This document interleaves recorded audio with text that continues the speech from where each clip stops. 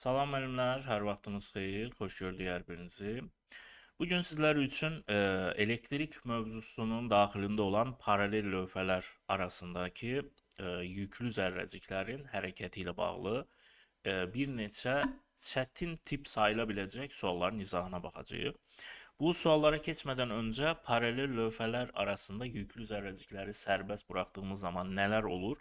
Onlara bir baxaq. Onları yadımızda saxlayaq, sonra onlara uyğun da suallarımızı həll edək. Baxın, məsələn, bu şəkildə iki paralel lövhəmiz olsun. Bu paralel lövhələr bir mənbə ilə yüklənir.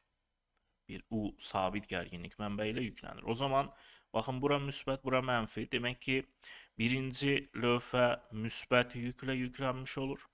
İkinci lövhədə mənfi yüklə yüklənmiş olacaq. Bu zaman müsbətdən mənfiyə doğru bir elektrik sahəsi yaranacaq və intensivlik xətləri müsbətdən mənfiyə doğru yönəldiyi üçün burada bir cins bir elektrik sahəsi yaranmış olur. O zaman məsələn burada bir müsbət yüklü zərrəciyi sərbəst buraxdığımız zaman nə baş verir ona baxaq. Baxın, burada müsbət yükü sərbəst buraxsaq, müsbət yükə təsir edən elektrik qüvvəsi intensivlik xətləri istiqamətinə yönəlir. Yəni bu yükə intensivlik xətlərlə eyni istiqamətdə bir kütləyə elektrik qüvvəsi təsir edəcək və həmin qüvvənin təsiri ilə yüklü zərrəcik gəlib qarşıdakı lövhəyə müəyyən bir sürətlə dəymiş olur. Təbii burada sürət dəyişməsi baş verdiyi üçün hərəkət təcili hərəkətdir və sabit qüvvənin təsirləri gedir. Çünki intensivlik sabitdir, yük sabit. O zaman təsir edən elektrik qüvvəsi də sabit olur. Qüvvə sabitdirsə, təbii burada ağırlıq qüvvəsini falan nəzərə almadan həll edirik. Elektrik qüvvəsi sabitdirsə, o zaman yüklü zərrəcik demək ki, bərabər təcili hərəkət etmiş olur və sükunətdən başlayır, sərbəst buraxılmışdır. Sükunətdən də başladığı üçün bərabər yeyinləşən gedir. Hansı təcili hərəkət edər? Bunu belə tapa bilərik. Bu zərrəciyin üzərindəki əvəzləyici qüvvə sadəcə QY-dir. O zaman həmin QY elə zərrəcik üzərindəki əvəzləyici qüvvə M-adır. Deməli, zərrəciyi buradan alarıq ki, QY bölünsün M təcili ilə bu zərrəcik hərəkət etmiş olur. Başqa bir tərəfdən də sürət dəyişməsi olduğu üçün kinetik enerjisi dəyişib. Kinetik enerjide dəyişmə varsa və ya zərrəcik müəyyən qədər bir yer dəyişmə etdiyi üçün burada demək ki, zərrəcik bir iş görmüş olur. Görülən iş də nə idi? Kinetik enerjinin dəyişməsi. Elektrik sahəsində görülən işdə Q vurulsun U-dur. Yəni zərrəciyin yükü vur potensiallar fərqi. Bu bərabər olur zərrəciyin son kinetik enerjisi çıxılsın başlanğıc kinetiki. Buradan sərbəst buraxıldığı üçün başlanğıc kinetiki 0 götürərik. Demək ki, son kinetik enerjisi elə QU-ya bərabər olacaq. Təbii buradan sürəti də tapa bilərik. Yəni zərrəciyin qarşı lövhəyə dəyən andakı sürəti. Kinetikin yerinə mv kvadrat böl 2 yazarıq. Bu QU-ya bərabər olur. Buradan o zaman sürət kök altında 2Q bölünsün M ifadəsi ilə təyin oluna bilər. Daha sonra məsələn istifadə olunan bir şeydə intensivliyin burada təyinidir. İntensivliyi belə taparıq. Bu lövhələr arasındakı məsafəni D adlandırsaq, lövhələr U gərginliyi ilə yüklənir. Demək ki, intensivliyə də Y bərabər U böl D ifadəsini də yaza bilərik. Bax, buradakı bütün düsturların içərisində də bunu yaza bilərik. Yəni ən çox bunlar olur və bizim hal-hazırda işləyəcəyimiz suallarda birbaşa işlə əlaqəli suallardır. Yəni ən çox işə aid həll edəcək. Onun üçün ilk öncə bunları sizə demək istədim. Bunlar bir yadımızda qalsın. Sonra indi keçəyin suallarımıza baxaq. Deməli, birinci sualda bizə nə deyir? Deyir ki, şəkil 1 və 2-dəki paralel lövhələr U və 4U gərginlikləri ilə yüklənmişdir. Müsbət Q və müsbət 4Q yüklü M1 və M2 kütləli zərrəciklər sərbəst buraxıldıqda qarşıdakı lövhələrə dəydikləri anda impulsları modulca bərabər olur. Buna əsasən M1 böl M2 nisbətini tapın. Deməli, bu zərrəciklər sərbəst buraxılır. Təbii, sərbəst buraxıldıqları üçün yeyinləşən hərəkət edirlər və qarşı lövhəyə gəlib müəyyən bir sürətlə dəymiş olurlar. Bizə deyir ki, qarşı lövhəyə dəydikləri anda impulsları eynidir, kütlələrin nisbətini tapın. O zaman biz bunu tapa bilərik də. Bu zərrəciklərin qarşı lövhəyə dəydikləri andakı kinetiklərini tapaq. Niyə? Baxın, kinetik enerjinin impulsundan olan düsturlarından biri bu deyilmi? P kvadrat bölü 2M deyə. Baxın, məsələdə deyir ki, impulslar eynidir. impuls eynidirsə, kinetiklə kütlə o zaman tərs mütənasibasıdır. Deməli, biz qarşı lövhəyə dəyən andakı zərrəciklərin kinetikini tapaq, kütlənin nisbəti kinetikin tərsidir. Bəs bu kinetiki necə taparıq? Bayaq da göstərdiyim kimi. Elektrik sahəsində, ümumiyyətlə mexanikadan da bildiyimiz, görülən iş kinetikin dəyişməsidir. Birinci lövhədə müsbət Q yükünün U gərginlikli lövhələr arasında hərəkəti zamanı gördüyü iş olur QU bərabərdir. Buradaki kinetikə YK1 deyək. Bu olur YK1 minus başlanğıc kinetik. Sərbəst buraxıldığı üçün başlanğıc sürəti 0 idi. Demək ki, başlanğıc kinetiki də 0-dır. O zaman qarşı lövhəyə dəyən andakı kinetiki QU-ya bərabərdir. Eyni şəkildə ikinci zərrəciyin də qarşı lövhəyə dəyən andakı kinetikini tapaq. Bu zaman ikinci şəkilə baxırıq. Burada görülən iş nə olur? Yük 4Q-dür, gərginlik 4U-dur. Deməli, görülən iş olur 4Q vurulsun 4U bərabərdir. Qarşı lövhəyə dəyən andakı kinetik çıxılsın başlanğıc kinetik enerji. Bu başlanğıc kinetiki 0-dır. Demək, buradan ikinci zərrəciyin qarşı lövhəyə dəyən andakı kinetik enerjisi 16Q olur. Bizdən istənilən kütlənin nisbətini tapmaqdır. Baxın, yerinə qoysaq M1-in M2-yə nisbəti dedik ki, kütlə ilə kinetik tərsi olacaq. Bu o zaman olur YK2 bölünsün YK1-ə. Deməli, ikinci kinetik enerji 16QU-dur. Birinci kinetik isə QU idi. QU-lar gedər. Nisbət 16-nı vermiş olar. Doğru cavab olur C variantı. Növbəti sualımız.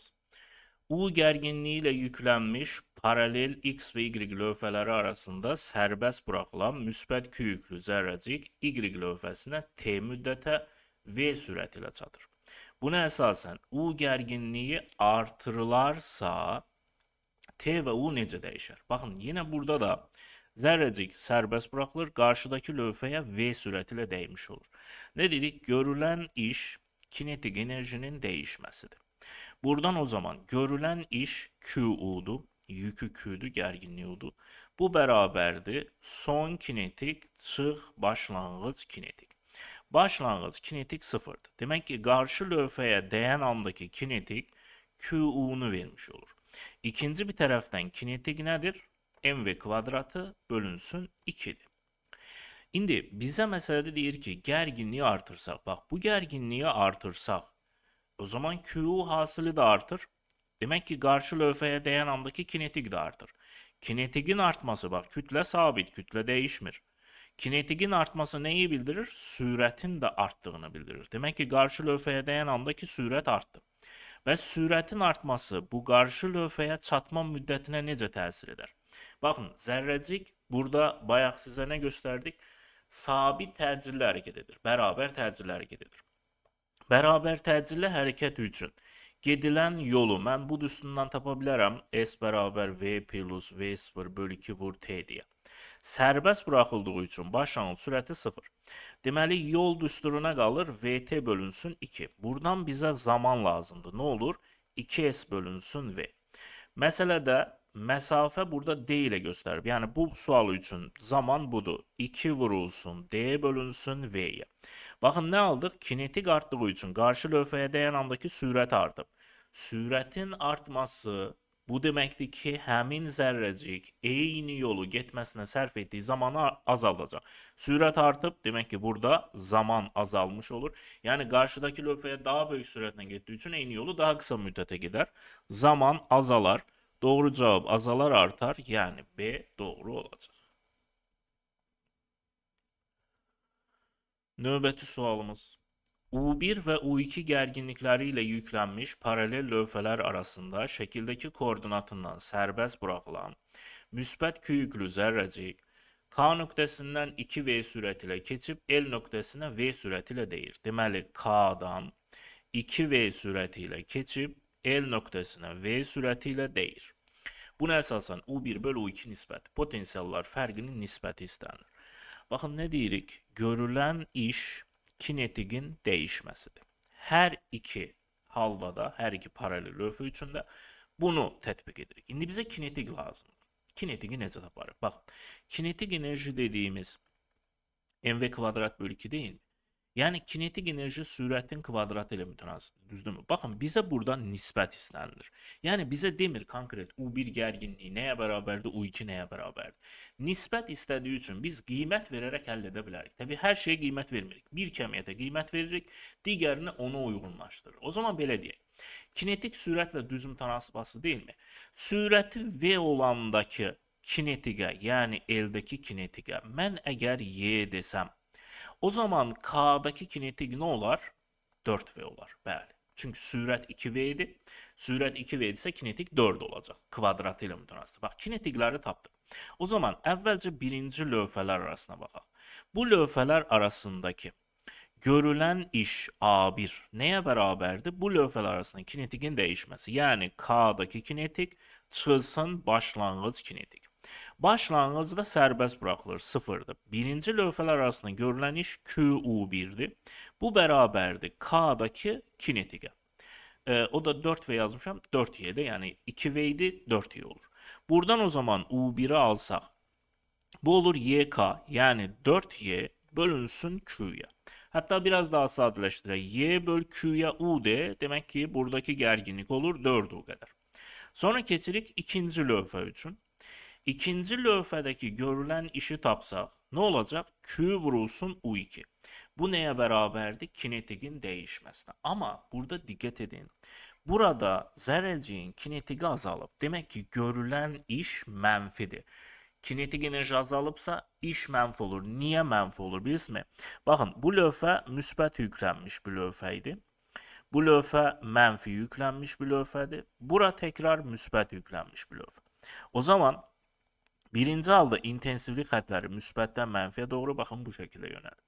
Müsbət yükü burada sərbəst buraxanda müsbətə təsir edən elektrik qüvvəsi intensivlik xətləri istiqamətində idi. Zərrəcik də buradan K-ya gəlirdi, düzdürmü? Birinci halda lövhələr arasında zərrəcik bərabər yeyinləşən gedirdi. Amma həmin müsbət yüklü zərrəcik ikinci lövhələr arasına daxil olanda intensivlik xətləri burada müsbətdən mənfiyə doğru yönələndə artıq əvvəlki intensivlik xətlərinin əksinə yönəlmiş olur. Yəni bu zərrəciyə artıq təsir edən elektrik qüvvəsi yenə intensivlik xətləri istiqamətində olacağı üçün ikinci lövhə arasında artıq zərrəciyə təsir edən qüvvə hərəkət istiqamətinin əksinə olur. Bunun üçün də zərrəcik yavaşlayan hərəkət edir, sürətini azaldır, kinetikini azaldır. Bu zaman deməli burada görülən iş mənfidir. Yəni bu olur mənfi QU2 bərabərdir. L'dəki kinetik çıxılsın K'daki kinetik. Kinetik enerjinin dəyişməsi. L'dəki də Y idi, K'daki də 4Y idi. Deməli mənfi QU2 bərabər olur mənfi 3Y'yə. Buradan o zaman U2'ni alsaq, bu olacaq 3Y bölünsün Q.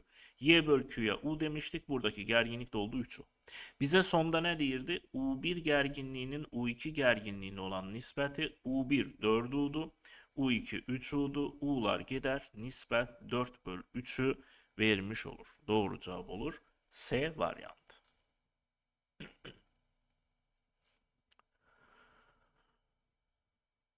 Sonra növbəti sualımız. Paralel KLM lövhələri U gərginliyi ilə yükləndikdən sonra X nöqtəsindən sərbəst buraxılan yüklü zərrəcik X, Y, Z trayektoriyası üzrə hərəkət edir. Zərrəciyin sürət zaman qrafiki şəkil 2-dəki kimidir. Zərrəcik X, Y aralığını T1, Y, Z aralığını isə T2 müddətə keçirsə, T1 böl T2 nisbətini tapın. Deməli, burada bizdən bu aralıqları keçmə müddətlərinin nisbəti istənilir. Məsafələr verilib. O zaman müddəti belə taparam da. Baxın, zərrəciklər burada təcilli hərəkət edəcək. Təcilli hərəkətdə gedilən yolu bu düstundan tapa bilirdikmi? V plus V0 bölü 2 vur T'yə. Buradan əgər zamanı alsaq, zaman nə olur? 2S bölünsün V plus V0. Bax, bu düsturdan istifadə edirəm. O zaman mənə bu X-daki, Y-dəki və Z-dəki sürət lazımdır. X-daki sürət sıfırdır, sərbəst buraxılırdı oradan. Z-dəki sürət üçün qrafikə baxsaq, baxın, qrafik bizə deyir ki, bu zərrəciyin sürəti sıfır olandan sonra artıb, yəni zərrəcik bu X-Y arasını bərabər yeyinləşən hərəkət edir və deyək ki, buradakı sürəti bir V olub, Y-dəki sürət V-dir. Z nöqtəsindən, yəni Y-dən keçdikdən sonra yavaşdan hərəkət edib və qarşı lövhəyə dayananda sürəti 0 olub. Yəni Z-dəki sürət bizə verilib ki, 0-a bərabərdir.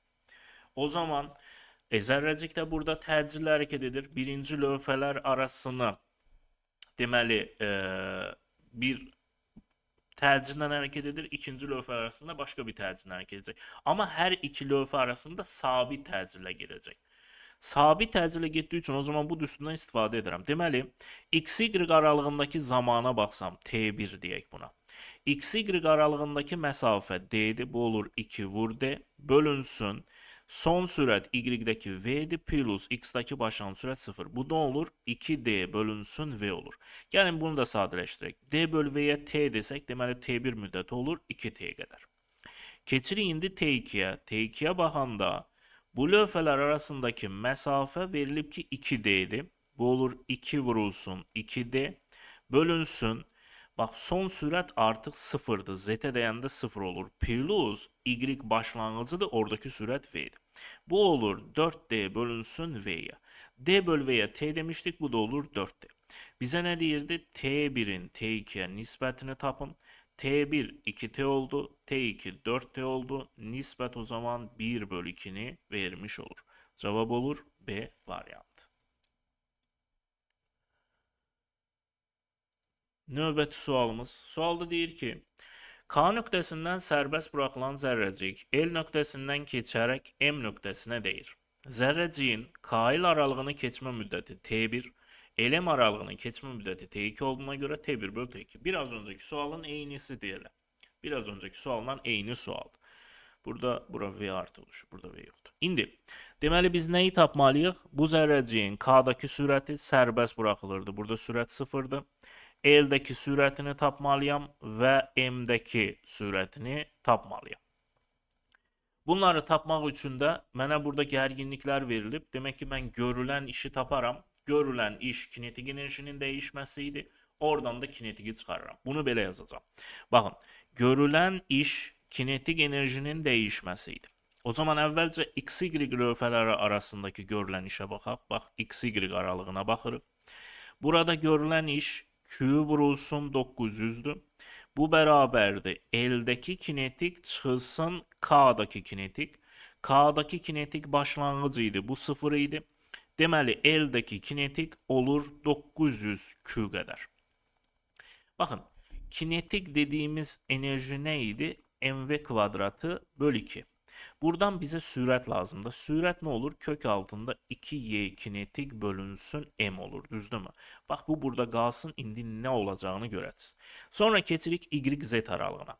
Baxın, y-z aralığında baxsaq, y-z aralığında bu zərrəciyin artıq gördüyü iş mənfi olur. Niyə?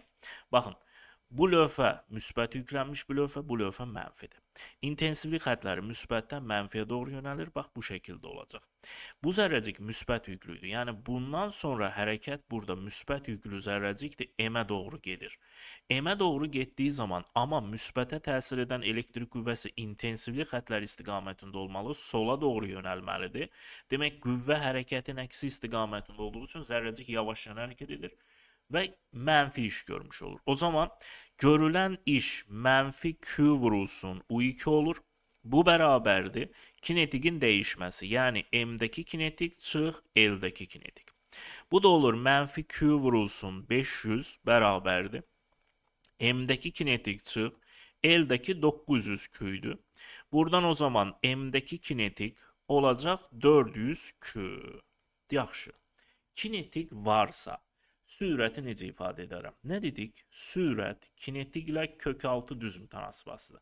O zaman bu kinetiklərdən kök alıb sürətləri ifadə edək. Yenə məndən nisbət istədiyi üçün bunu edirəm.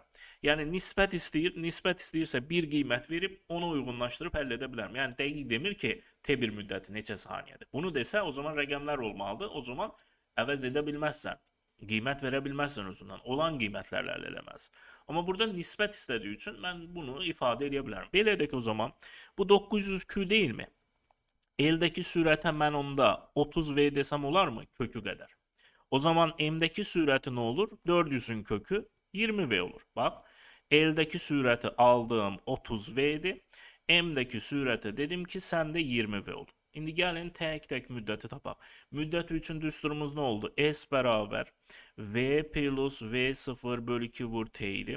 Buradan zamanı aldığımız zaman bu olurdu 2S bölünsün V plus V0. O zaman əvvəlcə T1'i alsaq.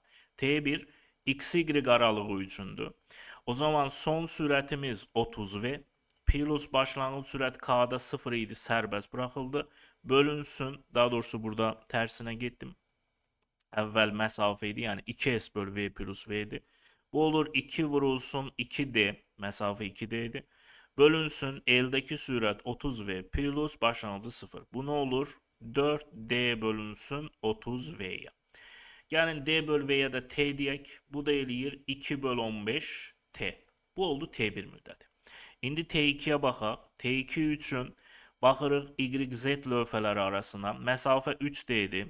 2 vurulsun 3D bölünsün.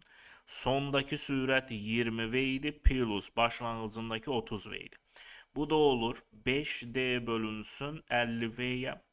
Buradan D bölü V'ye T desək. 5 deyirəm. Bura 6'dır. D bölü V'ye T desək. Bunu da 2 ixtisar etsək. Bu da olur 3 bölünsün 25T. Sonda deyir ki T1'in T2'ye nisbəti. T1 oldu 2 böl 15T. T2 oldu 3 böl 25T. T'ler gider. Bu olur 2 böl 15 vurulsun 25 bölünsün 3. Bunları 5'e ixtisar etsək 3 burada qalar. 5 burada. 5 2'nin 10. 3 üçün 9. Demək ki nisbət 10 böl 9 olar. Yəni C doğru cavab olur. Uzun gedir həlləri düzdür. Ama yani bir sualın həllinin uzun getməsi onun çətin həll olunduğu demək deyil. Hər şey yani bildiğimiz şeylərdir, əvvəldə dediyimiz şeylərdir. Dediyim şeyləri məsələyə tətbiq edib həll edirik və cavabları da alabilirik. Ama tekrar diyeyim, eğer məndən dəqiq qiymət istəsəydi, tabii qiymət istədiyi zaman burada D, Q falan verməyəcəkdi. Orada dəqiq qiymətlərini verəcəkdi. Onu həll ettiğiniz zaman artıq qiymət verərək falan getmirsiniz. Dəqiq düsturda nədirsə o kəmiyyətləri yerinə qoyub həll edirsiniz. Bu qədər müəllimlər bu mövzumuzda. Sağ olun, sağlıqla qalın, hələlik.